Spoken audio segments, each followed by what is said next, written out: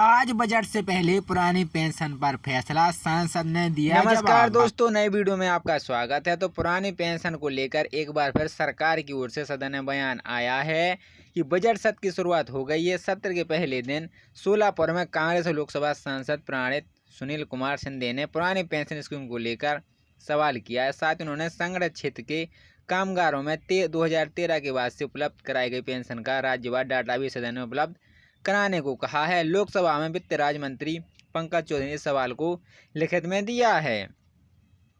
लोकसभा सांसद प्रणिति शिंदे ने सवाल पूछा है कि क्या सरकार पुरानी पेंशन योजना लागू करने का विचार रखती है। यदि हाँ, तो 1 जनवरी 2024 से बाद में सेवा में आए सभी लोगों के लिए इसे कब तक लागू किया जाने की संभावना है।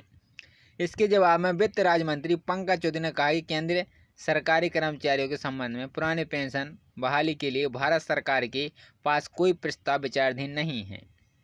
असंगठित क्षेत्रों के लिए पेंशन पर सरकार, सांसद प्रणिति शिंदे ने पूछा कि क्या सरकार के पास 2013 से असंगठित क्षेत्रों के श्रमिकों को दी गई पेंशन का राज्यवार में कोई आंकड़ा है।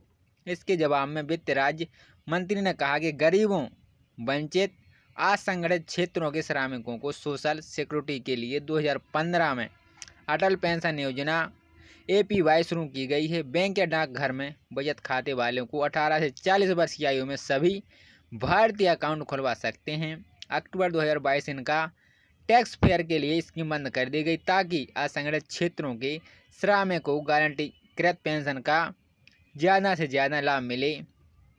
APY के तहत सब्सक्राइब को चुनी गई पेंशन राशि और योजना में शामिल होने की उम्र के आधार पर मासिक, तिमाही, 6 महीने में एक बार अंशदान करना होगा।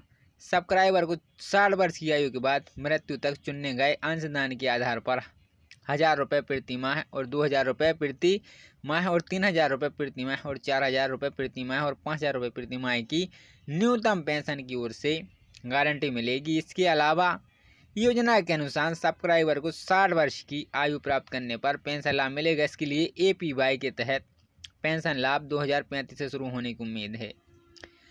वित्त राज्य मंत्री ने बताया 2019 में प्रधानमंत्री श्रम योगी मानधन PMSYM पेंशन की शुरुआत की गई, जिसका मकसद वृद्धावस्था सुरक्षा कवच उपलब्ध है। यह 60 वर्ष की आयु के बाद 3000 रुपये मासिक पेंशन प्रदान करता है।